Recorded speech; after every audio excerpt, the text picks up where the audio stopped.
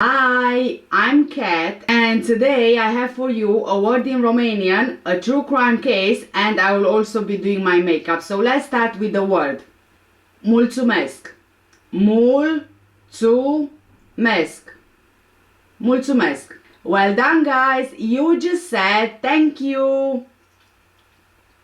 Before we get started with today's video, just my usual disclaimer, I don't mean any disrespect to anyone I talk about in the video. This is for educational purposes only, and all the information I'm giving you is already found in the public domain. I also don't mean any disrespect to anyone I talk about in the video, and I'll also be sharing my own views and opinions around the case I'm talking about. Thank you! So, 47 years ago, the body of 11-year-old Lesley Molseed was found near a remote road layby on A672 Highway near Rishworth Moor in West Yorkshire, 8 miles from the family home in Rochdale. The schoolgirl disappeared from home while on an errand to the shops for her mum. She had been assaulted and stabbed 12 times, one of which pierced her heart.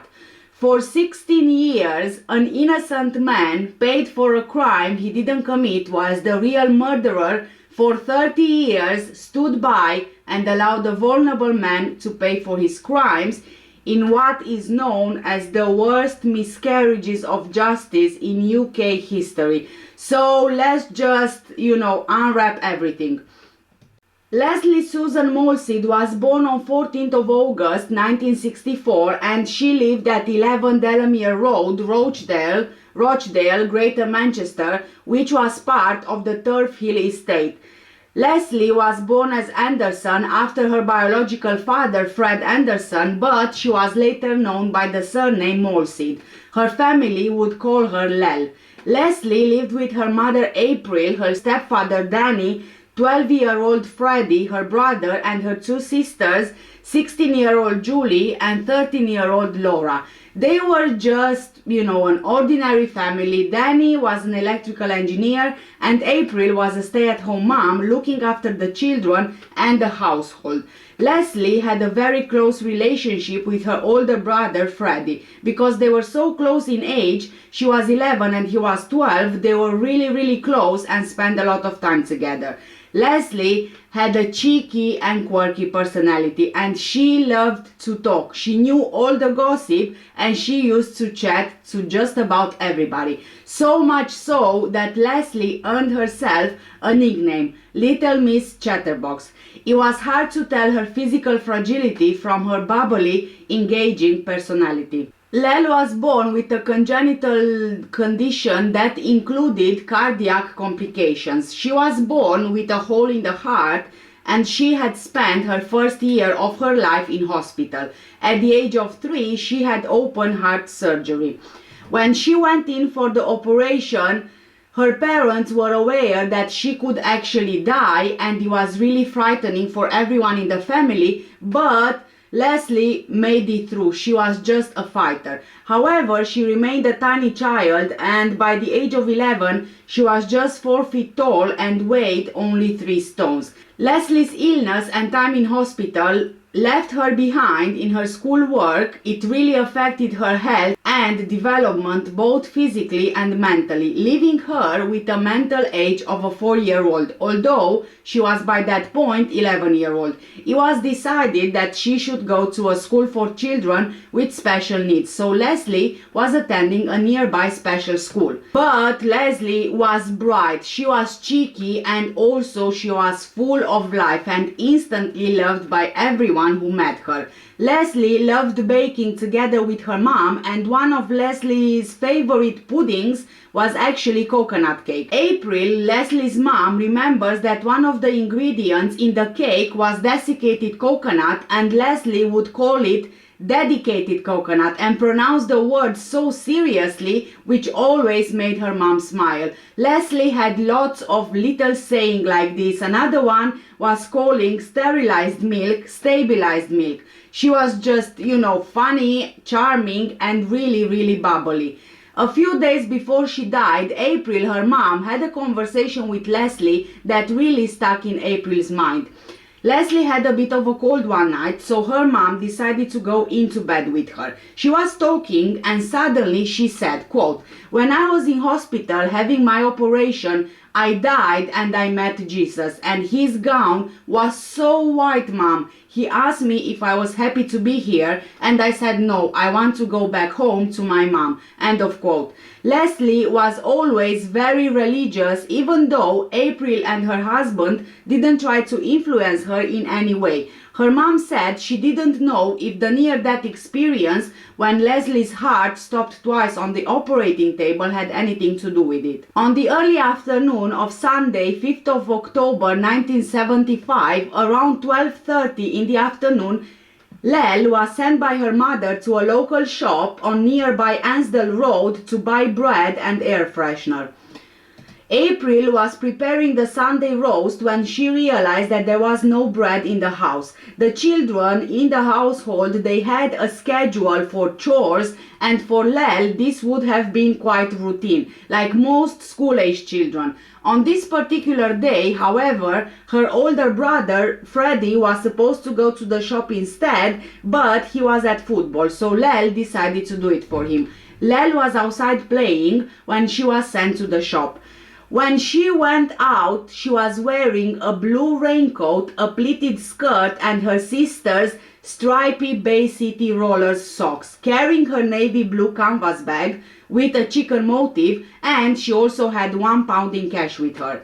She was last seen by witnesses on Styops Lane, which was a pedestrian alleyway leading towards the shop. April got on with the dinner and some washing and wasn't really thinking too much about where Lesley was or how much time passed when her older sister Laura said to her mom, "Don't you think Lel's taken too long getting the bread?" April at that point felt a bit worried and told Laura and Freddie to go out to look for Lesley. When they came back and said there was no sign of her, that's when April began to panic. She had this feeling that something terrible happened all through her body, like we like to say, a mother's intuition.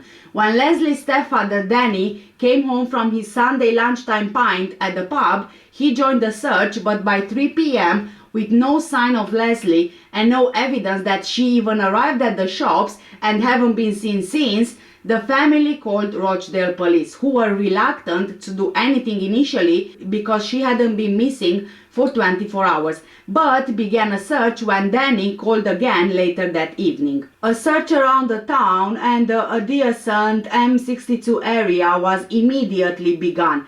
3 days later, around 8 a.m. on 8th of October, Lesley's body was found by a remote section of the Trans-Pennine A672 near Rishworth Moor in West Yorkshire.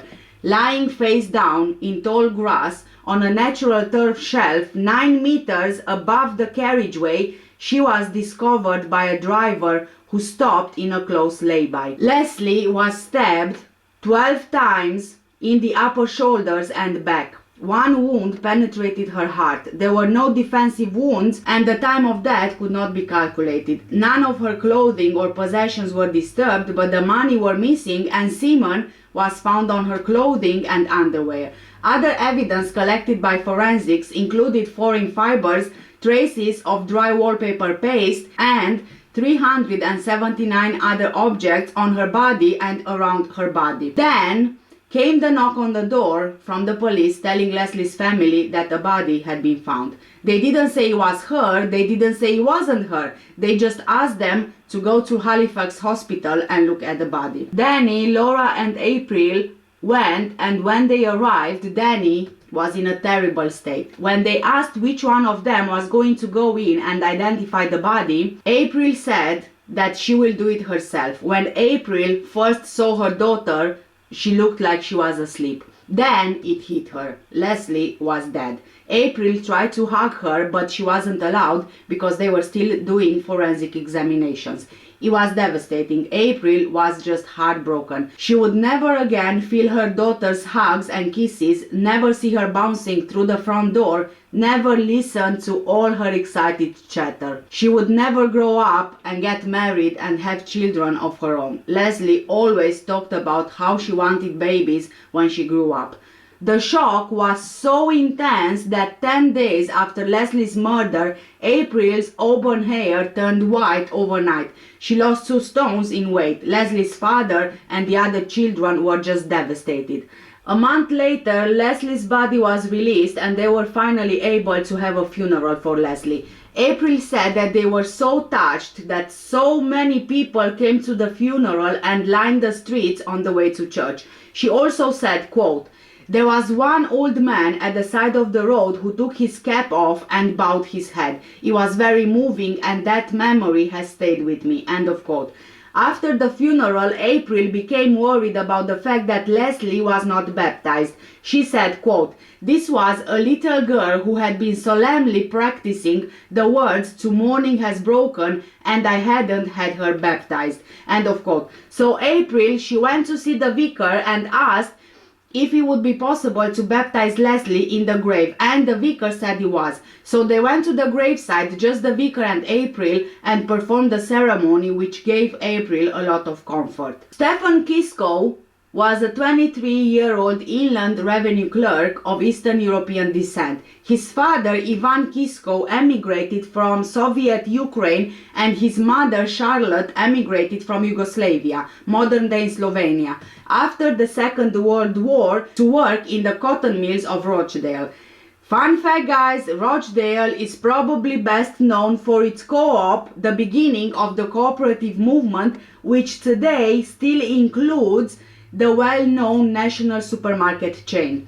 Rochdale is also well known for its textile industries, including cotton. Its town hall, built in 1871, takes pride of place in the center of Rochdale. Its original clock tower, destroyed by fire in 1883 and rebuilt in 1887, is also home to a majestic stained glass window that was supposed to be one of Adolf Hitler's priority acquisitions should he have won the war. Stefan's father, Ivan Kisco, died in 1970 of a heart attack in the street in front of his wife and son.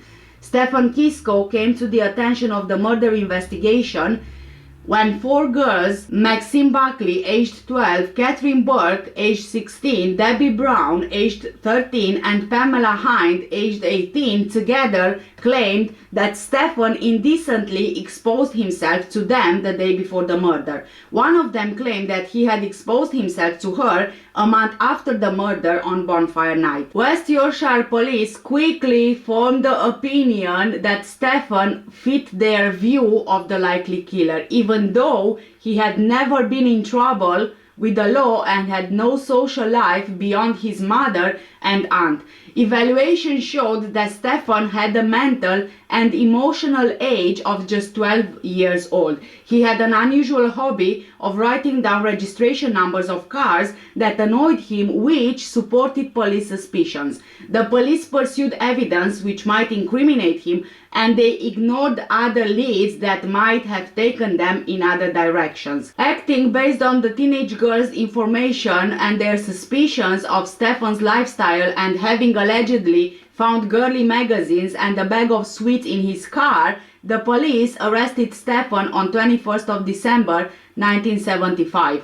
During questioning, the interviewing detectives focused on every apparent inconsistency between his varying accounts of the relevant days as further demonstration of his likely guilt. Stefan confessed to the crime after 3 days of intensive questioning. He believed that by doing so, he would be allowed to go home to his mother and that the following investigations would prove him innocent and his confession false. Prior to the Police and Criminal Evidence Act of 1984, suspects didn't have the right to have a solicitor present during interviews, and the police didn't ask Stefan if he wanted a solicitor. His request to have his mother present while he was being questioned was refused, and the police did not caution him until long after they had decided he was the prime suspect and the only suspect.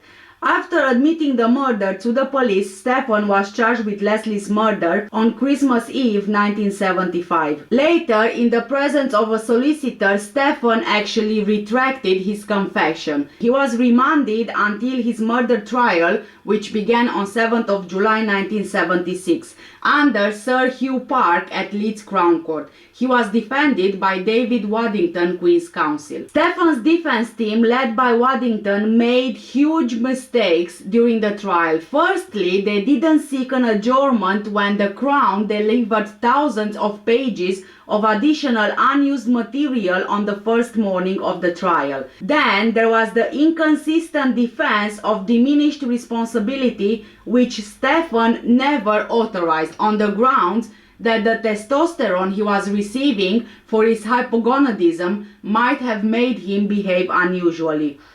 Stefan's endocrinologist strongly disagreed with this theory, and if called to testify, he would have said that this treatment could not have caused him to act in such a way that would make him carry out a murder. But he was never called. The police concluded that the testosterone jabs turned Stefan into a vicious sexual predator. At 23-year-old, Stefan never had any thought. 2 months before Lesley's murder, he was sent to the doctor by his mother because he was chronically tired. He was anemic and also diagnosed hypogonadal, which I'm sure I'm not pronouncing it right, meaning that his testicles had never descended and he was sexually incapable. The doctor prescribed injections of the hormone testosterone, which then convinced police that they had the right man when he was arrested 4 months later. The jabs made Stefan sexually aroused, and he secretly bought girly magazines which police found in his car, along with sweets that could have been used to entice a child. At court, a professor was there for the defense, preparing to say that the prescribed testosterone injections could not have turned such a man into a killer. But the defense chose not to call this evidence. The most devastating injustice of all was vital evidence that the police never put before the court. There was no DNA technology available in 1975, but police still had samples taken from Lesley's clothing examined, which showed that the killer had a sperm count and could father a child. A police doctor who also examined Stefan saw that he was sexually immature and sent a sample for examination that showed Stefan had a 0 sperm count. The crucial evidence was never put before the court, and when the police reinvestigated the case in the 90s, they found that Stefan's samples mysteriously disappeared, just poof, vanished. How convenient, right?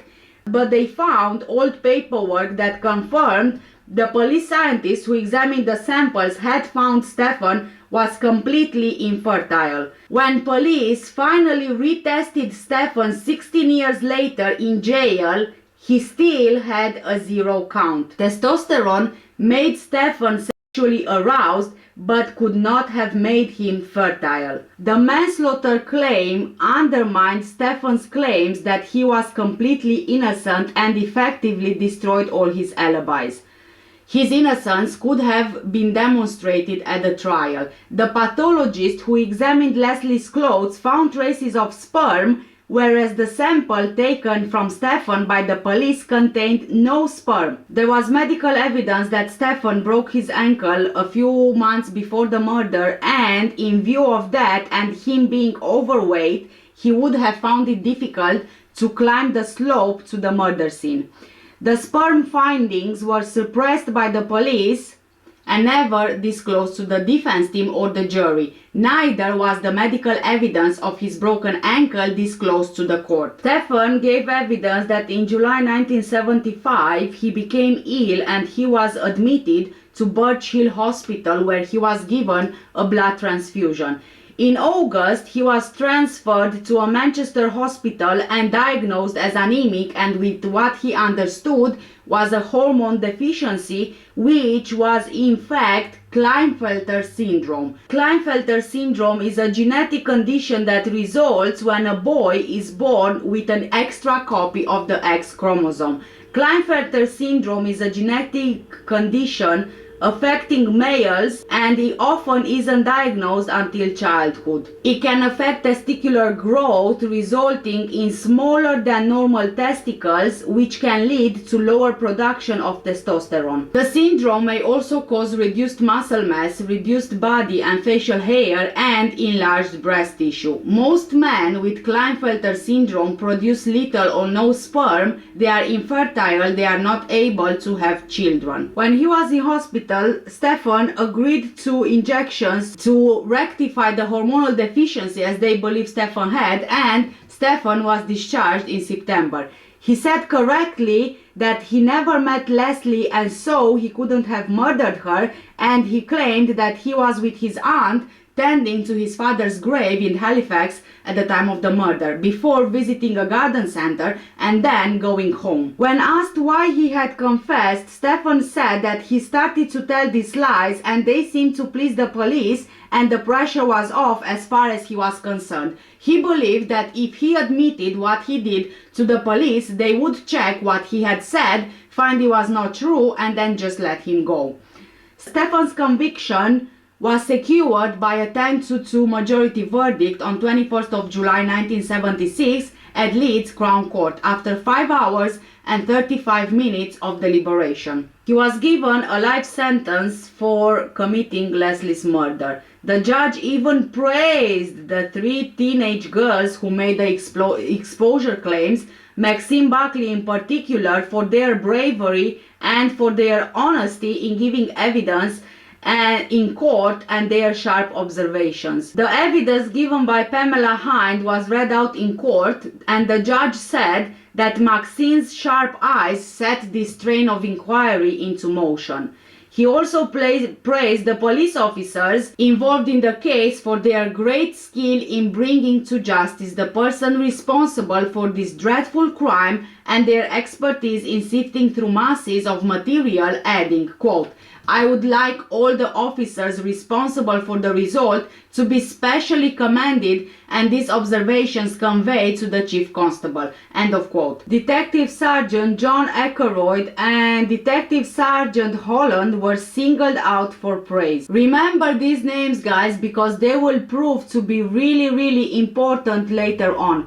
Sheila Buckley, whose daughter Maxine played a major role in securing Stefan's conviction, criticized the police for not arresting him earlier and told the Manchester Evening News that children are a lot safer now this monster has been put away. She also demanded that Stefan be hanged. Even Albert Wright, Stefan's solicitor, believed that Stefan was guilty, but that it was a case of diminished responsibility and that he should not have been convicted of murder. After a month in Armley Prison, Stefan was transferred to Wakefield Prison and immediately placed on Rule 43 to protect him from other inmates, as in the eyes of the law he was now a convicted sex offender. Stefan launched an appeal, but it was dismissed on 25th of May 1978 when Lord Justice Bridge said, "We can find no grounds whatsoever to condemn the jury's verdict of murder as in any way unsafe or unsatisfactory.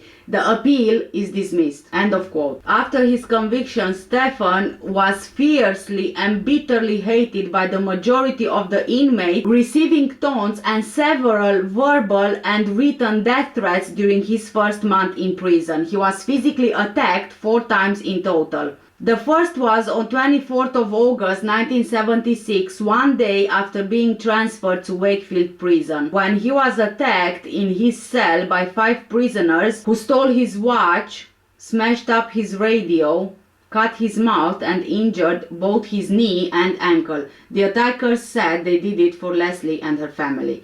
On 11th of May 1977, he was hit over the head with a mop handle, leaving him in need of 3 stitches to a head wound. In December 1978, he was punched once in the face by another prisoner in an unprovoked attack whilst he was in the prison chapel. In March 1981, Stefan was again punched in the face by a prisoner in an unprovoked attack whilst in the prison yard, but this time he retaliated and fought back. Blows were exchanged and the fight broke out. The two had to be separated by guards. Both men were given a loss of privileges for 28 days. On each occasion, the attacks on Stefan earned him absolutely no sympathy from either other prisoners or guards because of the crime for which he had been jailed. On another occasion, after being attacked, Stefan needed 17 stitches for a head wound. Stefan was not again physically attacked or threatened during his remaining 11 years in prison. During much of that time, he was in the hospital wing of prisons.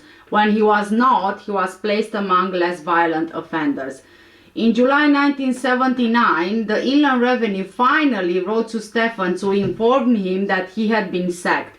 From late 1979 onwards, he developed signs of schizophrenia and Stefan began to have delusions, one being that he was the victim of a plot to incarcerate an innocent tax office employee so the effects of imprisonment would be tested on him.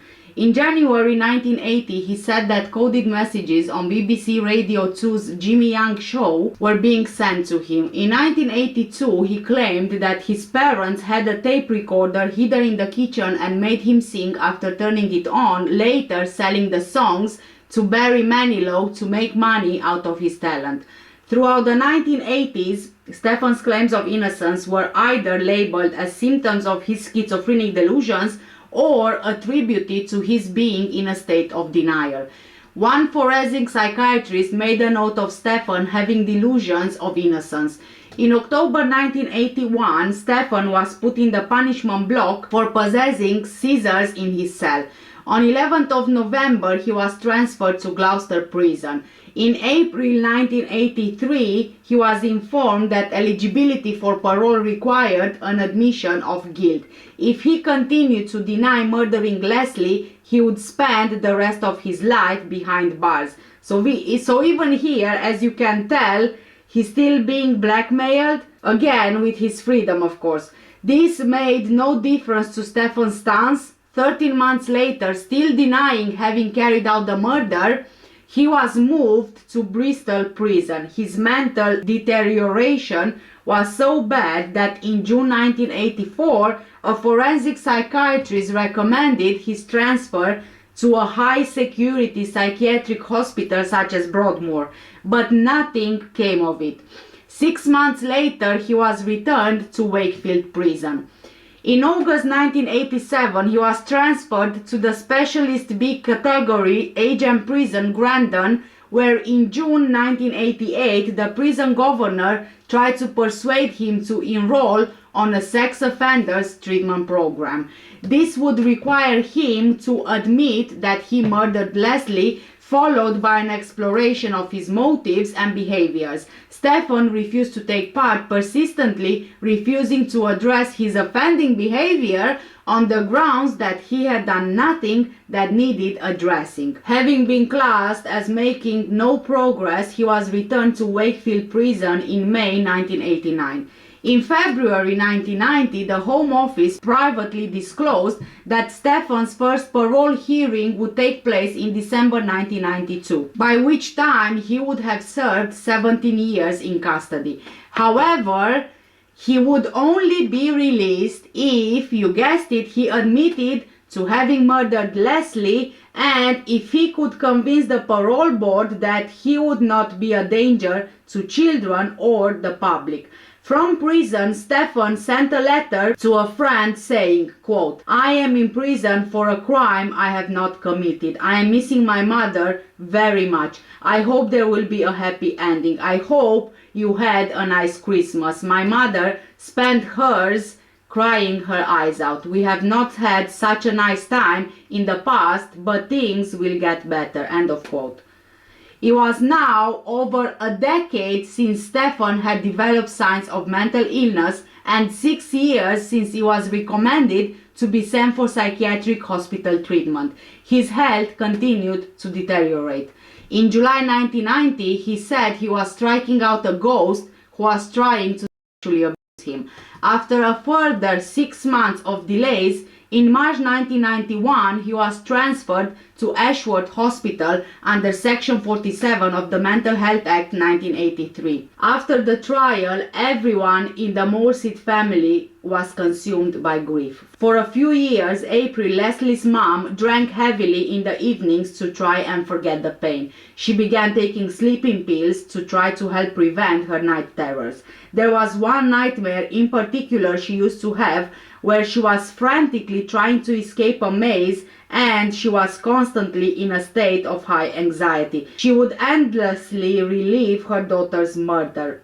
The thought that her daughter's last moments were spent looking into the eyes of a murderer, that really affected her, to the point where she could actually feel physical pain. Then she started feeling guilty. She said it was her fault that Lesley died because she had sent her daughter on the errand. She thought God took her daughter away from her because she wasn't a good enough mother. As the years went on, April found some escape in books. She would go to the library and just read and read. But as soon as she put down the books, it was instantly there again. The whole family was torn. Lesley's sisters, Laura, a mother of 2 by that time, and Julie, a mother of 3, have spent many years in and out of therapy and on antidepressants. Stefan's mother, on the other hand, Charlotte, continued to maintain her son's innocence. But she was ignored and stonewalled both by politicians, including her local MP Cyril Smith and Prime Ministers James Callaghan from 1976 to 1979, and Margaret Thatcher from 1979 to 1990, and also by the legal system. In 1984, Stefan's mother contacted Justice, the UK human rights organization, which at the time investigated many miscarriages of justice. 3 years later, she was put in touch with solicitor Campbell Malone, who agreed to take a look at the case. Campbell consulted Philip Clegg, who had been Waddington's junior at the July 1976 trial. Philip expressed his own doubts about the confession and conviction at the time, and over the next 2 years, him and Campbell prepared a petition to the Home Secretary. The draft was finally ready to be sent on 26th of October 1989. On the same day, by coincidence, Waddington was appointed Home Secretary, who had the lead counsel during the trial. You remember, Waddington was the one who tried to get Stefan to admit manslaughter on grounds of diminished responsibility. 16 months passed before a police investigation into the conduct of the original trial could begin. Waddington resigned as Home Secretary in November 1990 to take up a peerage and to serve as leader of the House of Lords. He was replaced by Kenneth Baker. In February 1991, and with the help of a private detective called Peter Jackson, Campbell from Justice UK finally convinced the Home Office to reopen the case, which was then referred back to West Yorkshire Police. Detective Superintendent Trevor Wilkinson was assigned to the job. He immediately found several glaring errors. Stefan's innocence was demonstrated through medical evidence. He had male hypogonadism, which rendered him infertile, contradicting forensic evidence obtained at the time of the murder. In 1975, his testicles had measured 4 to 5 millimeters, whereas the average adult testicular size was 15 to 20 millimeters.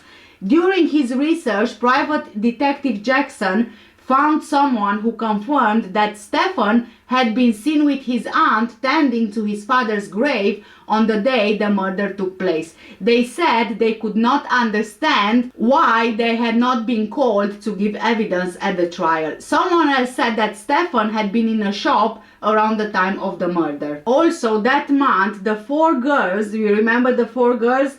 Then aged 27, 28, 31 and 33, who were involved in the court trial, the girls that, you know, got Stefan even more suspicious to the police, they admitted that the evidence they had given which led to Stefan's arrest and conviction was false, and they lied for a laugh. And because at the time it was funny, I don't know what you can see funny about sending an innocent man to prison just to have a laugh, I don't know, but seriously, this is not right. It's not right at all. Catherine Burke was interviewed at Sowerby police station on 14th of February 1991. She said that she wished she had not said anything, saying she did not think it would go as far as it did, and that she went along with what Pamela Hines said.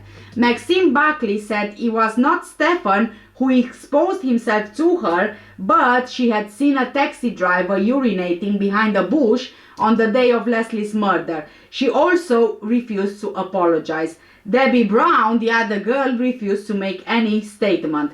Pamela Hind was a friend of Lesley's older sister, but she was the most remorseful of the four, saying that what they did was foolish, but they were young, and that if she would have appeared in court, she would have told the truth about Stefan, unlike her three friends who all committed perjury. Yes, but being young doesn't really give you an excuse, in my honest opinion.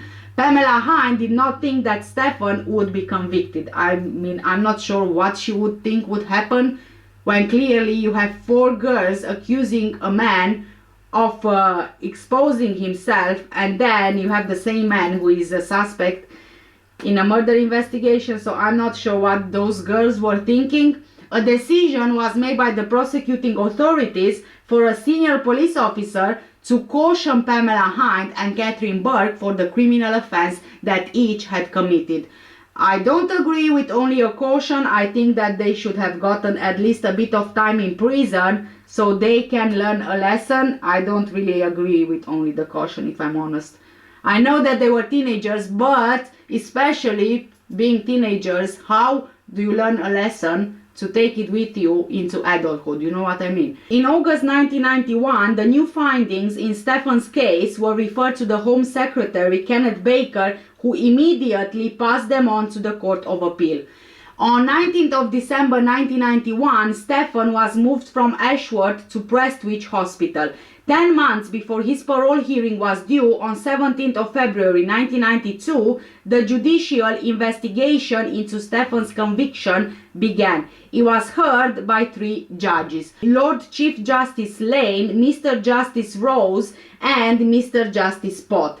Present at the hearing were Franz Mueller, Queen's Counsel, and William Boyce for the Crown, who were there to argue that Stefan was guilty of murder and therefore must remain in prison custody for at least another 10 months, and Stephen Sedley, Queen's Counsel, and Jim Gregory to state that Stefan was innocent. In court were Lesley's father, Fred Anderson, and April Molseed, her mother, who were both convinced up to that moment that Stefan was guilty and should remain behind bars. After hearing the new evidence presented by Stephen Sedley, who said the verdict of guilty returned on the evidence could not in all probability have been obtained if new medical evidence had been before the court at the time of the trial, and Gregory, Mueller, and Boyce did not put up any contrary argument and immediately accepted its validity. Also, after hearing the new evidence, Lord Chief Justice Lane said, quote, "It has been shown that this man cannot produce sperm. This man cannot have been the person responsible for ejaculating over the girl's knickers and skirt, and consequently cannot have been the murderer." End of quote.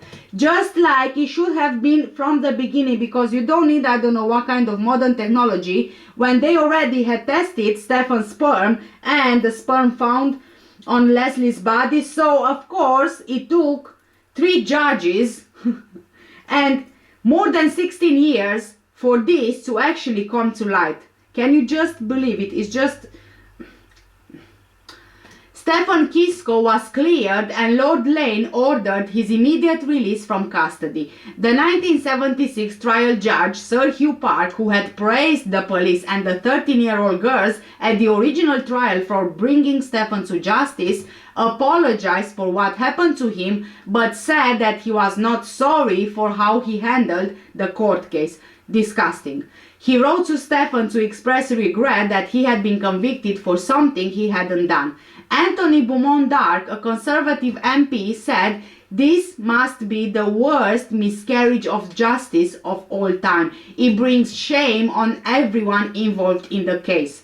He then demanded a full independent and wide-ranging inquiry into the conviction. Yes, shame on everyone. Honestly, shame on everyone. I guess that the police officers, they just wanted to close the case and that's it. For them, it didn't really matter that they put an innocent person in prison. For them, the important thing, in my opinion, was that they had someone in prison for Lesley's murder. They could close the case and, you know, that's it. And if possible, get rid of evidence, hide evidence, suppress evidence, and all these kind of things. The Molseed family also publicly apologized for the things they said after Stefan's conviction, such as demanding that he be hanged in public.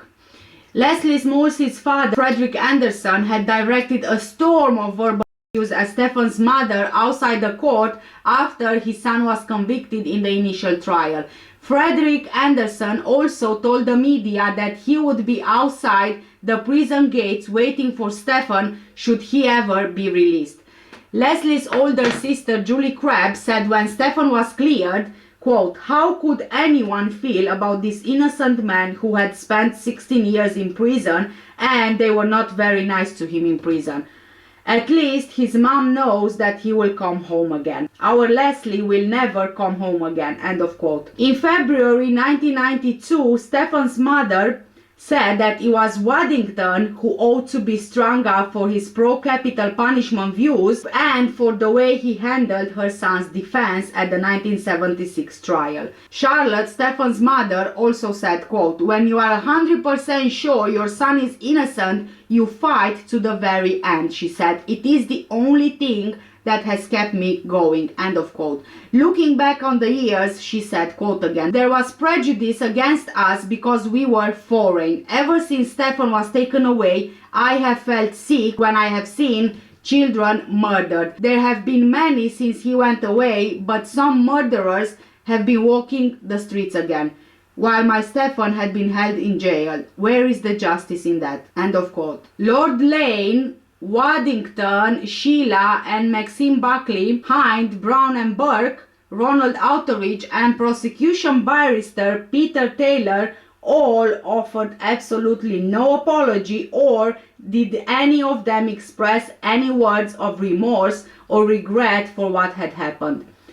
Prosecuting counsel, Peter Taylor, Queen's Counsel, later became Lord Chief Justice, and yes, and of course, he is very well known for leading the judicial inquiry into the Hillsborough disaster just over 4 weeks after the football stadium tragedy which cost 96 lives. Even the West Yorkshire police, while accepting and, admitting that they had been wrong, tried to justify the position they had taken in 1975. All Waddington would say was that if this evidence had been available in July 1976, the trial would have taken a very different course. Yes, but this evidence was there, but it was hidden, so wasn't it Waddington's job to make sure that all evidence is available for the trial? Dick Holland, the surviving senior officer in charge of the original investigation, said, quote, "Words can't express the regret I feel for the family and for Kisco. Now it has turned out he's innocent, but the inquiry was done diligently and honestly within the terms that were legally and scientifically available. After Kisco's arrest, the Forensic Science Service received a hanky which may have had seminal stainings from Kisco. After his arrest, he produced a sample in the presence of his solicitor and doctor which was sent to the lab for comparison. Now, how much further can you go?" End of quote. Yes, but you had all of these from the beginning of the trial. Science and advancement in technology has absolutely nothing to do with it because the evidence was already there. Lesley's underwear had sperm with sperm heads in, and Stefan couldn't produce sperm heads because of his condition. So again, yes, we see justification, but of course we are not going to see, yes, I accept the blame and the responsibility for suppressing, hiding and discarding of evidence, in my opinion. On 2nd of March 1992, Edward Turney, who ordered the sperm tests that led to the freeing of Stephen Kisco, was dismissed after 25 years because he had demanded that police surgeons should be independent of the police and Crown Prosecution Service. Yes, because each time someone goes against them, of course that, you know, they will be dismissed or something else will happen because, yes. Need I say more? If you are a police doctor, of course that you will try to say something to help the police, which could not always be the truth, if you get what I mean. Stephen Kisco needed further psychiatric treatment for another month and remained in Prestwich Hospital. He was fully released on 17th of March 1992. After Stephen's appeal, Lesley's sister Julie became so depressed that Lesley's killer was still free that she took an overdose of pills but was found in time by her then husband. Speaking after his release, Stephen said he was enjoying sleeping in the mornings and catching up with friends. When he went home in 1992, his bedroom was just as he left it, his pajamas on the bed and his beloved and immaculate Hillman Avenger still in the garage. But the 16 years of incarceration for something he had not done had both mentally and emotionally destroyed him. Stephen became a virtual recluse and showed little interest in anything or anyone. He bought a new car, a silver Ford Sierra, and drove it on short journeys to the shops, Morrisons or garden centers.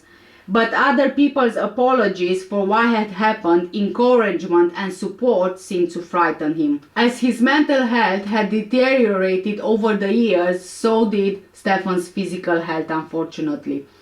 In October 1993, what do I have here? In October 1993, Stephen was diagnosed with angina. He died at 1 a.m. on 23rd of December 1993 after a severe heart attack at his home, 18 years and 2 days after he made a confession that helped lead to his wrongful conviction for murder. He was 41 years old when he passed away. He was rushed to Rochdale Infirmary Hospital, but he was pronounced dead on arrival. Lesley Molseed's sister was one of those who attended his funeral 2 weeks later on 5th of January 1994.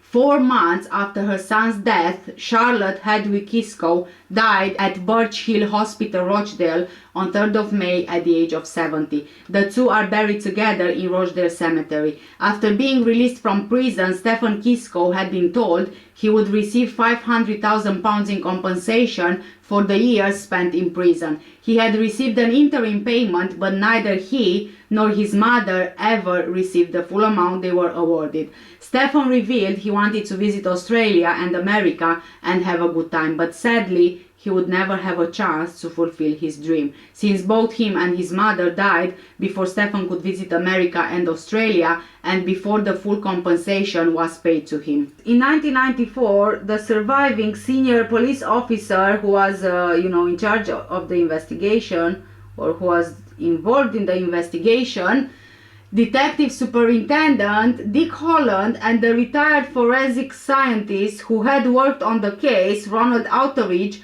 were formally charged with doing acts tending to pervert the course of justice by allegedly suppressing evidence in Stephen Kisco's favor, more specifically the results of scientific tests on semen taken from the victim's body and from the accused. On May Day 1995, the case was challenged by defense barristers arguing that the case was an abuse of process and that charges should be stayed as the passage of time had made a fair trial impossible. And guess what happened after? The presiding magistrate agreed, and as the case was never presented before a jury, the law regards the accused as presumed innocent. Yes. Dick Holland, who came to public prominence as a senior officer on the flawed investigation into the murders committed by the Yorkshire Ripper, retired in 1988 at the time when he viewed the conviction of both Stephen Kisco and of Judith Ward, whose conviction was also viewed as unsafe by the High Court in May 1992, as being among his finest hours during his 35 years in the police force. I'm not sure if those were the finest hours. What kind of police work did Dick do? I don't think we want to speculate on that, right? However, Dick Holland was demoted during the Yorkshire Ripper inquiry 4 years after Stephen Kisco's conviction. Judith Ward had also been wrongfully convicted of the M62 IRA coach murders after similarly brutalizing interrogation by Dick Holland. He died in February 2007 at the age of 74. In October 1985, with the case being closed and the public, the police and the Molseed family firmly believing that the killer was safely behind bars, Lesley's clothes, which were taken from the crime scene, were destroyed, but strips of adhesive tape had been kept. These had been used to remove fibers from the inside and outside of Lesley's semen-stained pants. Scientists from the Forensic Service Lab in Wetherby, West Yorkshire, managed to extract sperm heads from this tape. And from these sperm heads, in 1999, for the first time ever, a DNA profile of the man who killed Lesley Molseed and ejaculated into her pants was obtained. But he was not in the national DNA database. In October 2005, Ronald Castry was arrested after a sex worker who said she met him in a hotel room made a complaint of sexual assault. Even though charges were never brought against him, his DNA was taken and placed in a national database. On 5th of November 2006, it was announced that a 53-year-old man had been arrested in connection with the murder of Lesley Molseed that had taken place in 1975. DNA evidence was alleged to have shown a direct hit with a sample found at the scene of the murder. Ronald's DNA matched the DNA found on Lesley's clothing. By then, Lesley's family were giving up hope that the killer would ever be found, and April, her mom, feared she would die before the case was solved. She has been seriously ill over the years, undergoing 2 brain operations for an aneurysm and suffering breast cancer. Then, in 2005, a second tragedy befell the Molseed children when Lesley's brother Freddie, a 42-year-old shower screen maker and married father of 3, killed himself. Lesley and Freddie were the closest, and it seems that Freddie blamed himself for Lesley's death. He was supposed to go to the shop that day, but he had been playing football. Freddie chose to end his life in a violent manner by cutting his throat from one side to the other with a knife. The family knew that Freddie was depressed, but he didn't let on just how deep he went. There was only 1 year between him and Lesley, and they were incredibly close. He was a lovely boy, always considerate, a real gentleman. He would visit his mom April with flowers and chocolates, and they would sit and watch a video together. He used to run marathons, and his family was really proud of him. Fred Anderson was a father of 3, and he was also said to be under immense pressure due to family problems when he cut his throat with a kitchen knife. Freddie was found lying in a pool of blood by his wife at their Wardle Edge home on 19th of March. There was an inquest into his death, and the hearing ended in uproar when Rochdale coroner Simon Nelson said Lesley's murder could have contributed to Fred's death. Deborah Anderson, his wife of 12 years and mother of their 3 children, told the hearing he would get down around the anniversary of his sister's murder or when she was mentioned in the press, but he would always spring back. She said he had no history of self-harm and she had no reason to be overly worried about his mental state. A statement from his doctor said that Fred suffered from depression in the past and was last seen at the surgery when he was unable to sleep and stressed with the children in December. In a statement read by the coroner, Fred's older sister Julie said that her brother asked to see pictures of the crime scene 4 years earlier when he felt it was the right time. She also said that the family had a difficult time when Stephen Kisco was cleared of Lesley's murder. Coroner Simon Nelson ruled that Fred Anderson had taken his own life while the balance of his mind was disturbed. Speaking after the hearing, his sister Julie Anderson said that the family had been hit hard by her brother's death. Freddy's death and the manner of it left the two sisters devastated. Both were so distraught that they began to harm after Freddy's death. Later that year, there was at least some positive news when police told April, Lesley's mom, that they had a suspect. Ronald Castry, born on 18th of October 1953 in Littleborough near Rochdale, a comic book dealer who lived on Brandon Crescent in Shaw Oldham, was arrested on suspicion of murdering Lesley Molseed. Ronald married his wife Beverly in 1973. At the time, he was a mill office worker and a part-time taxi driver. As he was taken into police custody, he was alleged to have told one officer, "I've been expecting this for years," something he later denied saying. Lunchtime on October the 5th, 1975, and Lesley Molseed set off on the short journey to the local shop to buy a loaf of bread and an air freshener. But the 11-year-old schoolgirl never returned. As she left her home on Delamere Road in Rochdale, her mother would never have imagined it was the last time she'd see her daughter alive.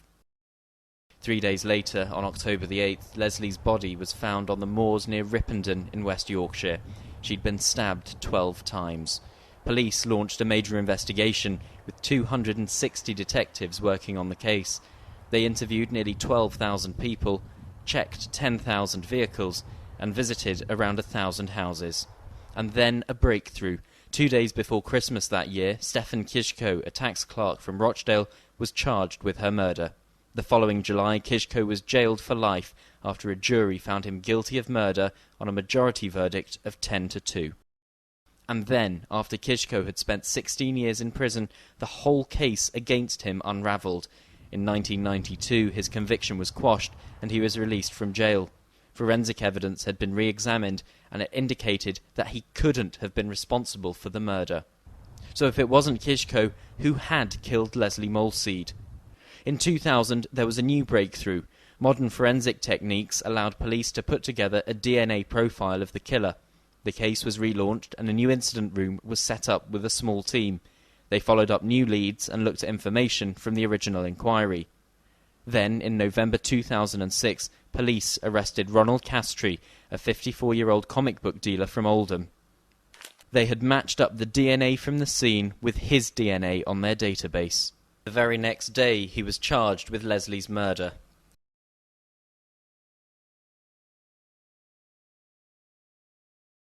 Donald, I'm DC 1762 Jeff Dunn from West Yorkshire Police. Yeah. I'll just warn you now that everything that we say is being tape recorded. I'm not alright, just hang on. Right. What's going on? Are you Ronald Charles Edward Castro? I am. Right, listen very carefully to what I've got to say to you now. You were under arrest for the murder of Lesley Susan Molseed. You're joking. Between 12 noon on Sunday, the 5th of October 1975 and 06:45 a.m. on Wednesday the 8th of October 1975. You do not have to say anything, but it may harm your defence if you do not mention, when questioned, something which you later rely on in court. Anything you do say may be given in evidence. Do you understand the caution? Yes, I understand the caution. Your arrest is necessary for the prompt and effective investigation of the offence. Right. OK, you're going to be taken from here to Halifax Police Station now. It's ridiculous. I was threatened with this donkeys years ago.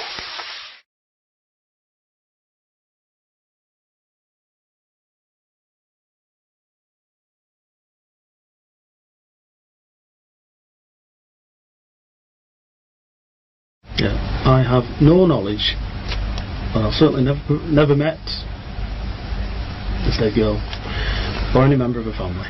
I have no knowledge as to how you come to say a sample of my DNA is found at that place, especially after 30 years. Ronald was later charged with murder and made his first court appearance on 7th of November 2006, where he was remanded in custody. At a court hearing on 19th of April 2007, he pleaded not guilty.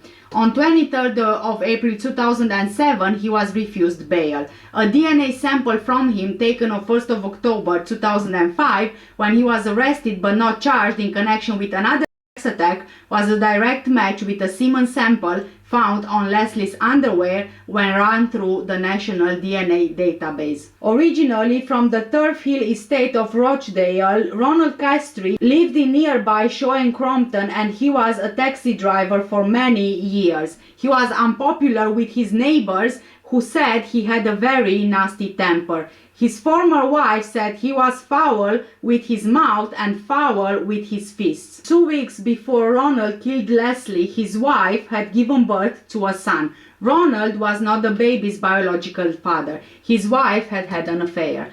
On 3rd of October 1975, his wife went back into hospital with deep vein thrombosis, leaving him home alone on the day of the murder. She remained there for the following week.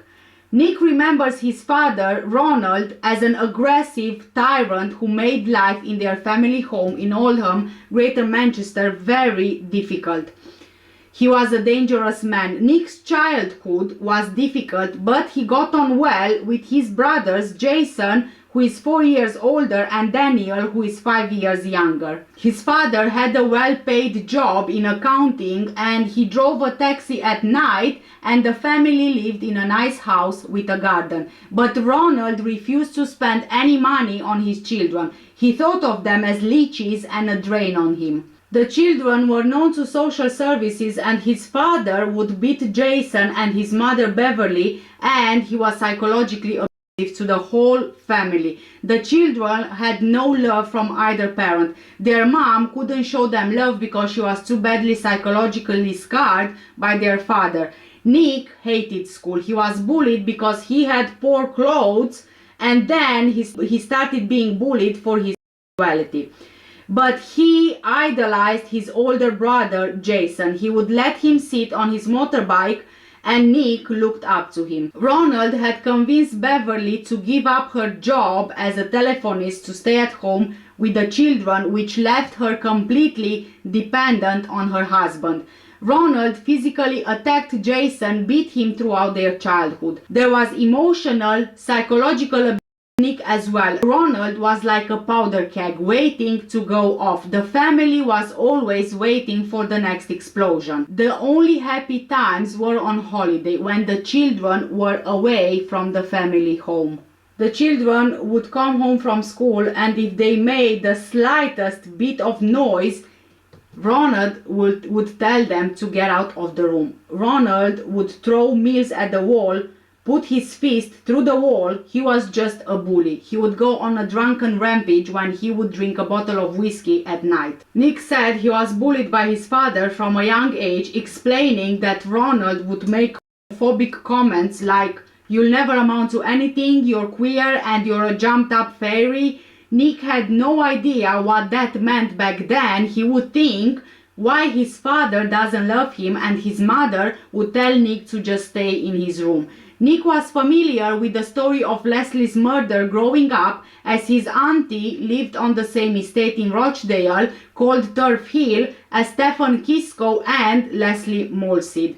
Nick and the family used to watch Crime Watch UK, and they would occasionally bring the conversation up about Stefan, and Ronald would tell them to just shut up and stop watching that crap. Ronald inherited a substantial amount of money from his father, and he started selling comics from a market stall, later running his own comic book shop. He even posed for a national newspaper wearing a Batman baseball cap and told a reporter at the time, quote, "The timeless appeal of the comic is escapism, as people increasingly need a break from real life, it can only mean greater popularity for comics of all kind. End of quote. The birth of the illegitimate child may have been a trigger for Ronald's murder of Lesley. Ronald and his wife split in 1996 and divorced a year later. In his late teens, Nick, one of Ronald's sons, eventually managed to cut ties with his father, and he encouraged his mother to leave his father in 1997. Nick had left school at 16 and he's gone straight into full-time work, and unknown to his father, by the age of 17 he actually managed to rent a place and take in his mother and younger brother. They packed their mother what they could behind their father's back, and Nick had rented a house behind his back. They just loaded the car with whatever they could carry. Nick's older brother Jason came back to the house whilst they were packing, and they begged him not to tell their father, and Jason didn't. They moved within the same town and managed to evade Ronald for a few months. He eventually tracked them down and begged Beverly to go back to him, but she refused. During Ronald's trial, it emerged that Lesley wasn't the only young schoolgirl that he attacked. On 3rd of July 1976, Ronald abducted in Rochdale in his taxi and sexually assaulted a 9-year-old girl.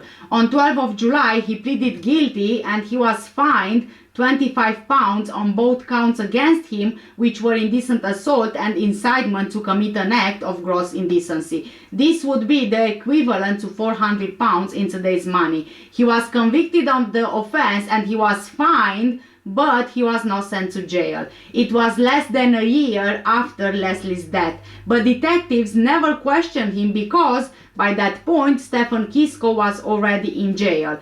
And of course, why would they, get themselves some extra job to do, right?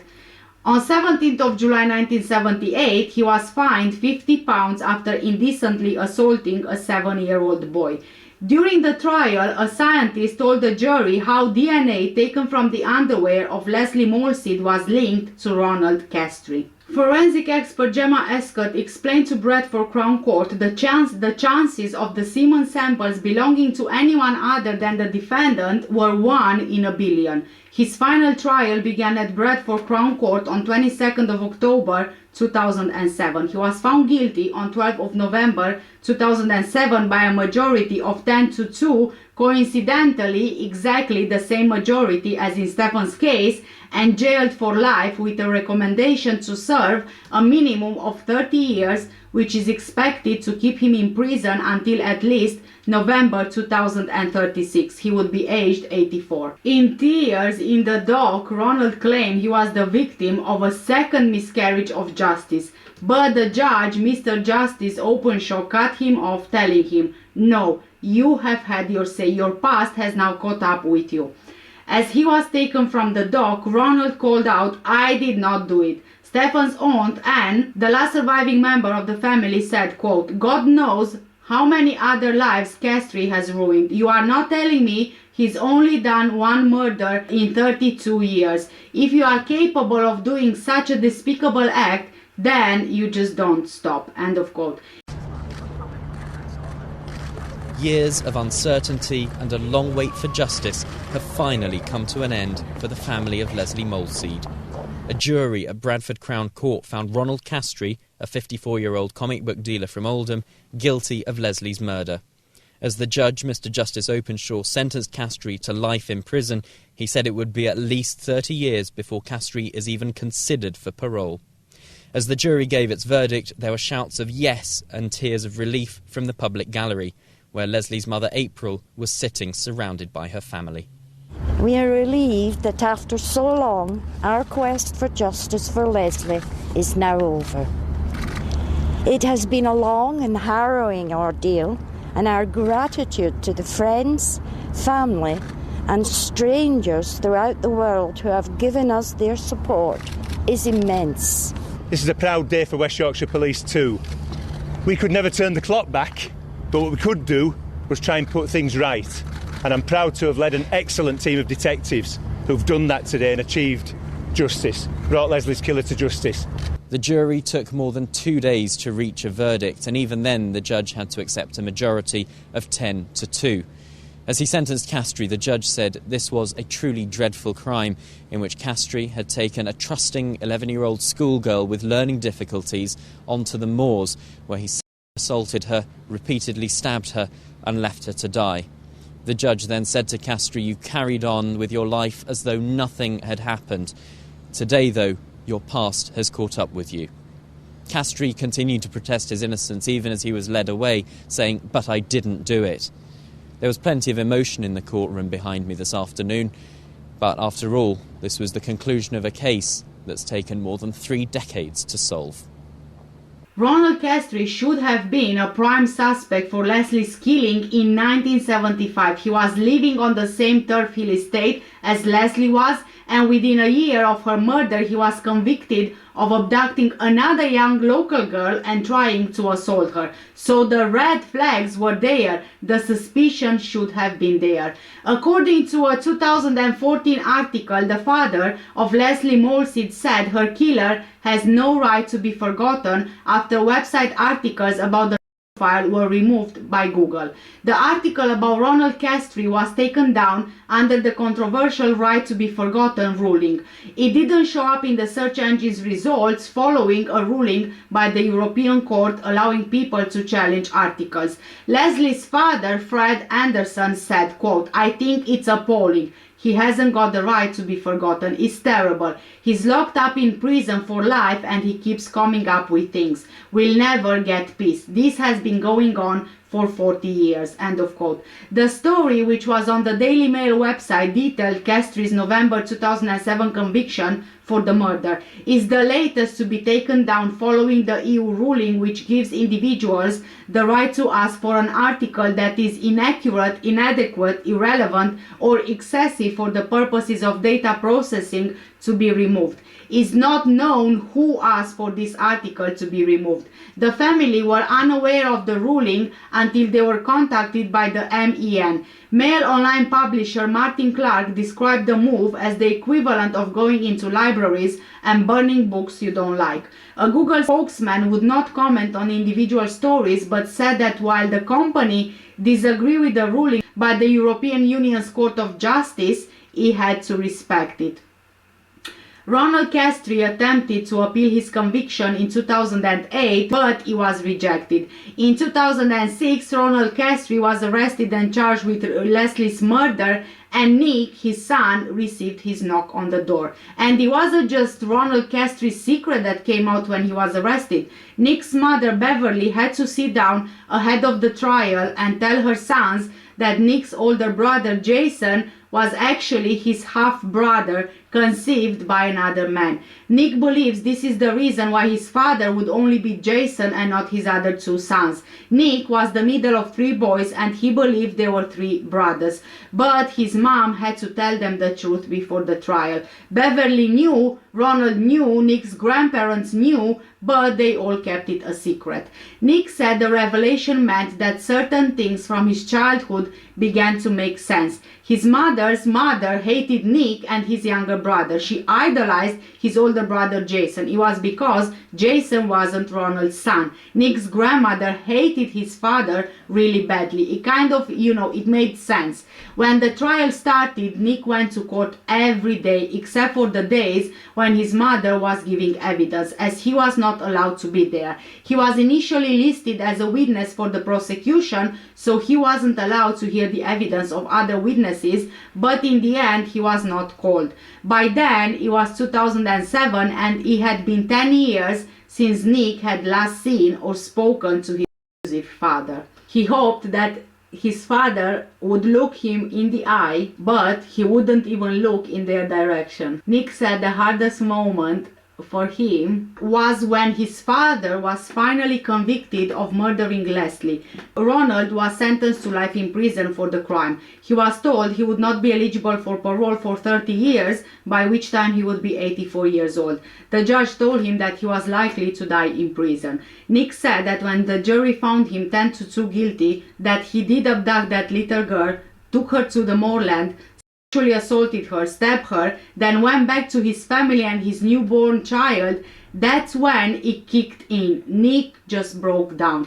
Leslie's sister told him during the trial, quote, "Our nightmare is coming to an end. Yours is just beginning." And Nick didn't know what she meant by that, but then he realized. He thought he's the son of a murderer. He's Ronald's firstborn, and the feeling was just horrible. Nick kept in contact with Leslie's family for a while. They exchanged telephone numbers and email addresses, and the Molseeds invited him and his family to attend a tree planting ceremony in Leslie's memory. Nick also discovered that his father used other children and he was a serial pedophile. When he was told he had sexually assaulted boys, Nick felt disgusted. They always thought that they were safe because he was interested in girls. But now, any father-son bad time, rough and tumble, Nick wonders, was he getting the kicks out of it? Nick had to address further family that happened in his early teens when he was abused by his paternal grandfather for several years. Ronald's father was a convicted pedophile.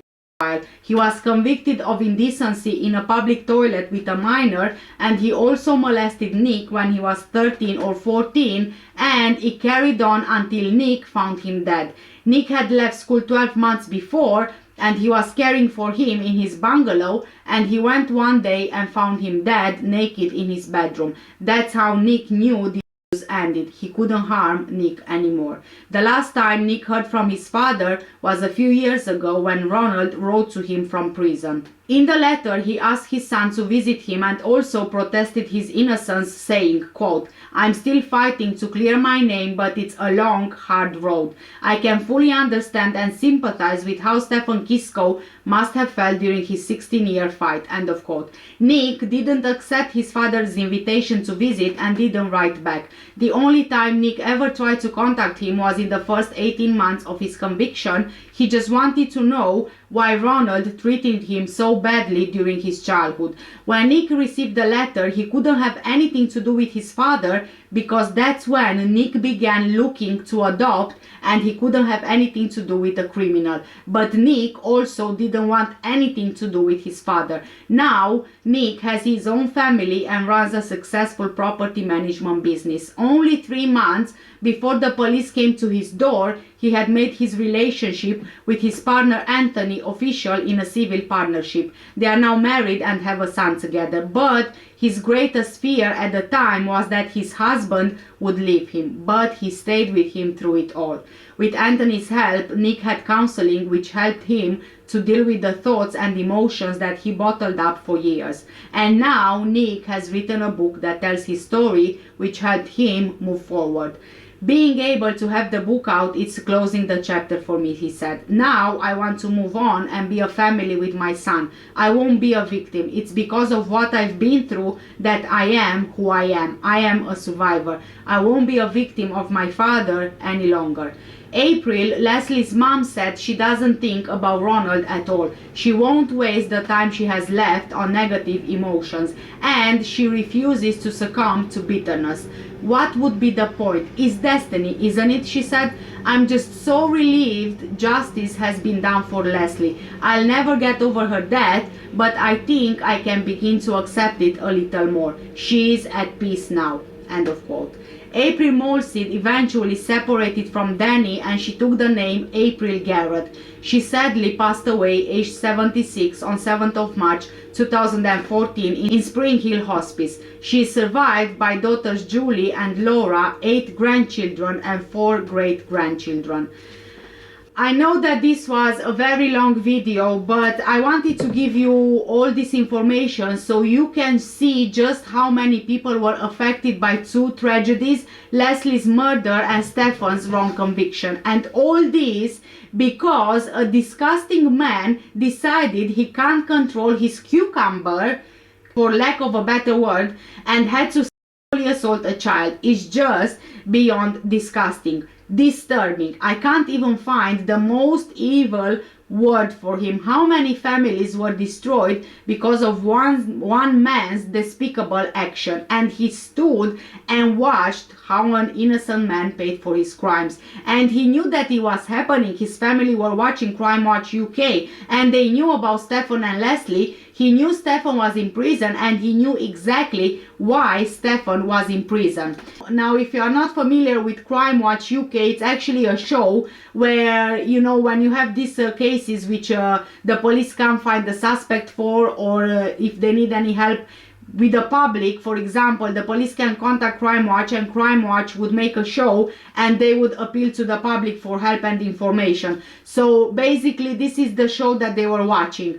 They all grew up in the same neighborhood, and the police had him from the beginning. They had Donald from the beginning, but because Stefan was already in prison, they were not bothered. For them, it was just job done, especially since they worked so hard to hide evidence, to get rid of evidence, and to make sure they get the conviction, no matter that it was the wrongful conviction. And did they pay for it?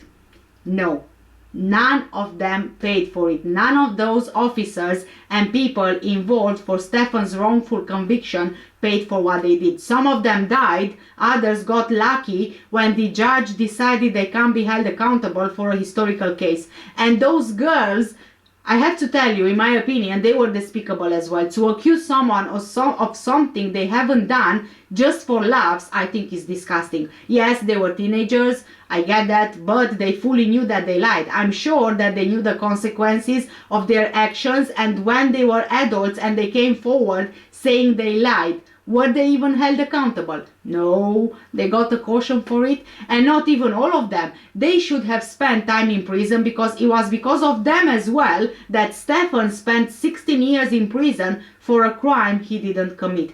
It just goes to show how cocky the police can get just for a conviction. They hide evidence, they make evidence disappear, and they force confessions out of people on false pretenses. They told Stefan if he confesses, he will be allowed to go home to see his mom. They already knew of Stefan's mental capacity, and they took advantage of it. And poor Stefan, although he was freed after 16 years, he died before being able to fulfill his dream to travel to America and Australia. Ronald's children found out in adulthood that they were only half siblings, which must have been beyond heartbreaking for them. Nick was assaulted by his own grandfather. There was a history there. If only the police would look elsewhere, they would have found out. Ronald was a bully, he was a monster, he committed other sexual assaults on children. He would have been the obvious suspect for Lesley's murder. Lesley's brother ended his own life. Her sisters suffered from depression, took antidepressants, and Lesley was never able to grow up and have babies of her own, just like she wanted to. Thank you guys so much for watching today's video. Please let me know what do you think in the comment section down below. And also, if you are interested in any of the makeup that I used for today's look, all the products are linked in the description down below. Thank you again so much. Take care, stay safe, and I'll see you in the next one. Bye!